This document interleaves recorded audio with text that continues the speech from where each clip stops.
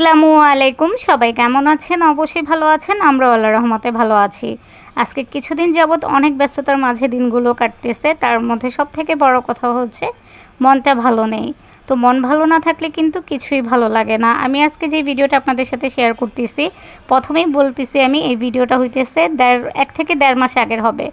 তো গত পরশুদিন হইতেছে আমার সিজামনির জন্মদিন ছিল। আমি তার জন্য কিছুই করিনি। তো আমার সিজামনির আবদার ছিল আমি তাকে যেন একটা পুতুল কেক বানায় দিই, তাও বানায় দিইনি। কারণ মনটা এত পরিমাণ খারাপ, আর আমাদের বাসায় শুধু আমার না, বাসায় সবারই মন খারাপ। তো পারিবারিকভাবে আমাদের একটু সমস্যা হইতেছে, তো তার জন্য সবার মন খারাপ।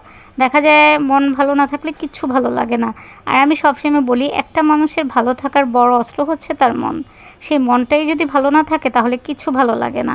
দেখা যাবে খাওয়ার শান্তি, একটা কিছু পড়ার শান্তি, বা একটা কিছু আমি খেতে পারলাম না, খাইতেছি না, সমস্যা হইতেছে, খাবারটা নেই, বা ওই জিনিসটা আনার সামর্থ্য নেই, এগুলো কষ্টর থেকে, এগুলো সব কিছুর কষ্টের ঊর্ধ্বে হচ্ছে মানুষের মনের কষ্ট। মনটা ভালো না থাকলে কিচ্ছু ভালো লাগে না। আসলেই আমি সবসময় বলি খাওয়া পড়া এগুলো কিছুই না। একটা মানুষের ভালো থাকতে হলে সবার আগে তার মনটা ভালো থাকতে হবে। আমি জানি না আসলে কে কী ভাববেন, মানে কার কাছে কোনটা ভালো লাগে। যদি আমি যে কথাটা বললাম আমার সাথে একমত হন তাহলে অবশ্যই কমেন্টে জানিয়ে যাবেন। খাওয়া পড়াটা এটা হইতেছে আজ হোক কাল হোক, আজ একটু কম খাবো, কাল একটু নয়তো বেশি খাবো, আজকে একটু ভালো একটা কিছু পড়তেছি, সামনে নাও পড়তে পারি বা সামনে ভালো কিছু করতে পারি, এটাই কিন্তু আমাদের জীবন।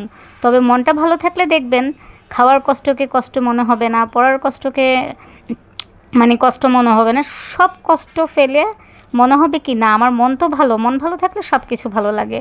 তো এটার জন্য মেয়ের জন্য আর কিছু করা হলো না। গত বছরও মেয়ে আবদার করছিল তাকে যেন আমি একটা পুতুল কেক বানাই দিই। গত বছরও মন ভালো ছিল না, তার জন্য আর কিছু করা হয় নাই। আসলেই জানি না কেন আমাদের সাথে ইদানিং কীরকম হইতেছে, একটার পর একটা সমস্যা লেগেই আছে।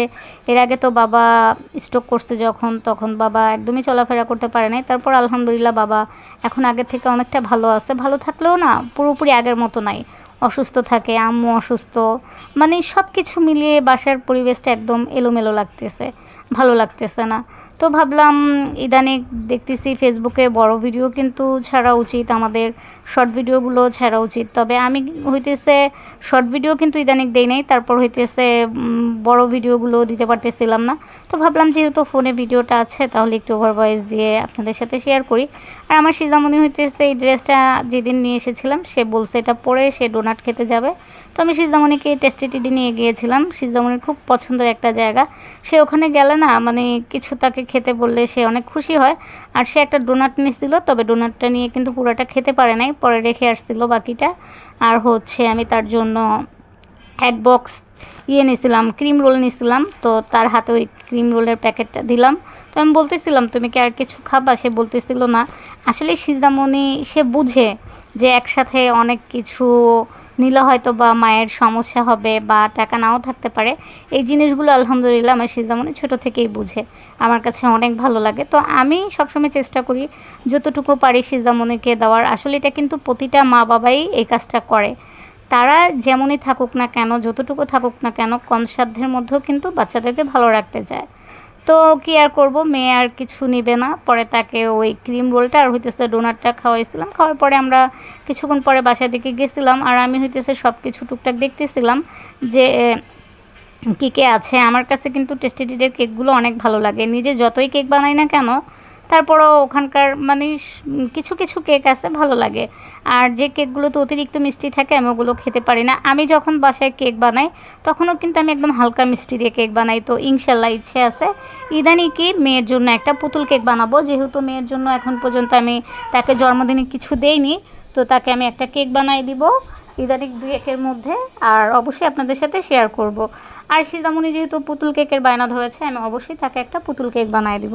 দেখে এর মধ্যে মনটা একটু ভালো হয়ে যাবে ইনশাল্লাহ। আসলেই মানুষের সমস্যা সব কিছু তো আর সবসময় থাকে না। তো সমস্যার জন্য না, মনটাই খারাপ, কেন যেন মনটা আরও বেশি খারাপ হয়ে আছে বুঝতেছি না, কিচ্ছু ভালো লাগতেছে না।